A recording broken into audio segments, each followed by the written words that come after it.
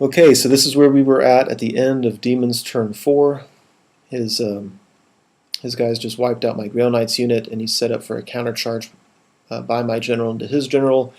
The last time I played this opponent, I was able to take his Bloodthirster down with my Monster Killer Lord, and so we're about to see if that happens this turn. So we go to Bretonnian's turn 5.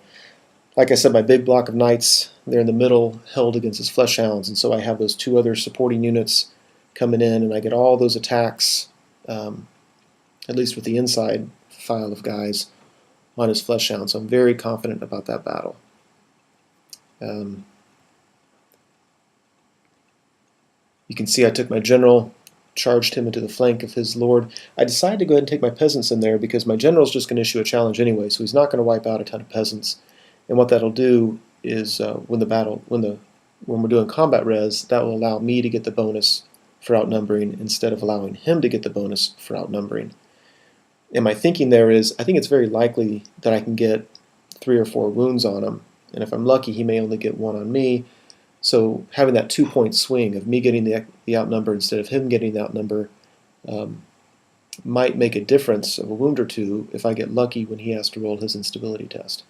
So that's why they're there, and again, it's the best I can do. His lord is so powerful. There's only so many options I have, and anything I can do to tie him up so he's not flying around charging to the flank of my big blocks of knights, I need to do. You'll see those Pegasus Knights charged. That's a pink horror down there. In his magic phase, he did 3 wounds on my trebuchet, and it was funny because 2 wounds were on the trebuchet itself, and 1 wound was on a crew. But that was 3 wounds total. So we were laughing about how that pink horror was created because a trebuchet was wounded. So on my left flank, you see we're kind of dancing around now with that over there between my men-at-arms and my knights.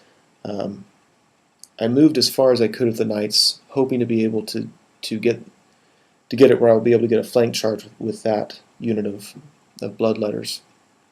Now, you can see his troops are kind of bottled up there, that big unit of bloodletters, which I'm not overly anxious to get in a fight with, are kind of sitting there without a whole lot to do because there's all those troops in the way. So on this side of the board, you can see that I won that battle with the Fleshhounds and overran with those units. My Pegasus Knights, if you notice, they didn't move that whole turn. They declared a charge into the flank of the Pink Horror unit, and of course I failed my fear test. And yeah, that's enough said about fear tests. So they're just sitting there. Demons turn 5. Okay, so you can see what happened in the battle there with the 2 generals. My general, 4 attacks, I get to reroll hits and wounds, and any wound that goes through does D3. 1 wound went through, and I rolled a 2. So I got 2 wounds on him. He came back with I don't know how many attacks because he has the demonic icon or gift or whatever that allows him to do 2d6 plus 2 attacks. But I got lucky. He only did 2 wounds on my general. So I actually won combat. He had a good roll, so we just stayed locked in combat. The bad news is he has much better initiative, and he's going to wipe me out this turn. So the only thing I have going for me is I held him up, but my general's about to die. You can see the Pegasus Knights at the bottom. They beat that Pink Horror. That was pretty easy. You can see that he turned his Bloodthirster unit to the left so that I can't get a flank charge on him, but I will be able to get dual charges.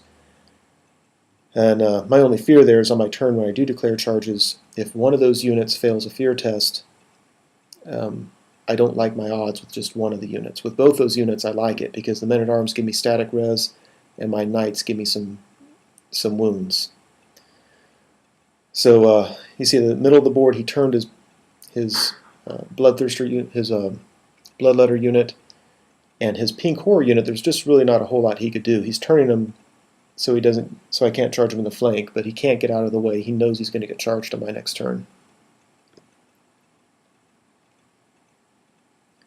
You can see he has that unit of Furies that used to be right by the house. They've flown over. It looks like he's just getting ready, maybe to do a weird charge on me, but maybe just trying to secure table quarters next turn. And I hate the blurry picture, but this just shows the end of the fighting. My general's dead and gone. he won combat by 2 because he did 2 wounds on me, but I outnumbered. Or he did 3 wounds on me, I outnumbered. So he won by 2. Those peasants get to use the leadership of any nearby knight. The Pegasus Knights has leadership 8, so they needed a 6 or lower, and I rolled a 6. So that actually turned out as well as I could have hoped. His general is going to take him another turn to kill me before he's going to be able to charge around. If he was free right now, he could have flown this turn and charged me on turn 6. So very, very happy that I took those peasant bowmen in there, even though they're going to die. But I think that saved me a lot of grief. So Bretonnian turn 6. Take the fast cav. I'm just trying to either secure or contest table quarters. The Knights of the Realm are not fleeing. What I did, there was no good charge they could make. I didn't want to get charged by his big unit of bloodletters, so I just turned him around and walked this way. Nice and safe. He can charge me with his Furies, but I'm not really worried about that. On this side of the board, you can see I have my Pegasus Knights in the house. That's just me being goofy. I was slap happy at the end of the day. I was basically saying I'm just flying them nowhere near any of the action and just put them in the house. You can see that miraculously I passed both my fear tests on the left side of the board, so as long as I have decent rolling, I should do well there. I've got a big block of knights charging into his pink horror unit. I'm very confident of winning that. So the only fear I have now is that on his turn, his bloodletters are going to be able to charge into the flank of my BSB unit. That's really the only thing I'd be concerned about. So that's how it looks at the top of the board. So did a decent job down there. You can see a lot of his bloodletters are gone, but I wasn't able to defeat them completely. But we still have another round of combat, and I think I should be able to beat him next turn and get him, instead of half points, get him 0 points for that unit. You can see I was able to beat the pink horrors and run through, so that was huge for me, because now on his turn 6, there's nothing he can do with that big unit of bloodletters.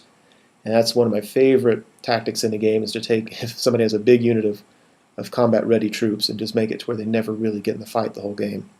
And that unit, although they did participate in killing my Grail Knights, other than that, they didn't really do a whole lot.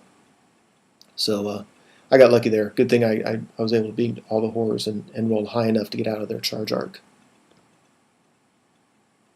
You can see during turn 6, when we finished the combat, he just absolutely wiped out all the peasant bowmen, which caused a panic test with the trebuchet unit, and they fled off the board. I think he actually overran into the trebuchet, so whatever happened, all my peasants are dead except for my fast cav, which for some perverse reason I always think that's funny. So my turn's done, it goes to his turn, and there's nothing left for him to do. He has 3 units on the board total. His bloodletters can't charge anybody. His lord can't charge anybody because he didn't have the sight for it, so he just flew him over to contest table quarters. His Furies, they could have charged somebody, but they weren't going to win it, so he just did the same thing, getting table quarters. Over here in that battle we were locked in, the bloodletters went poof. You could just see they killed a couple more peasants, but not enough. The combat res killed them. So there we have it. Battle's end.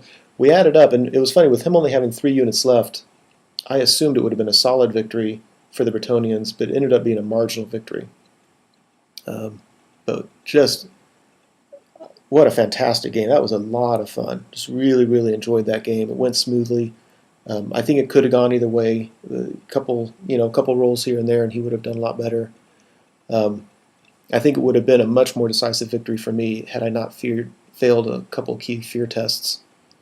But anyway, that's it. So the tournament was over. I was the only undefeated player, and so won the tournament. I mean, there's only 6 players, so But I think both those demon players easily could have won the tournament with in both games with just a couple key roles being different. So it was a lot of fun. Hope you enjoyed it.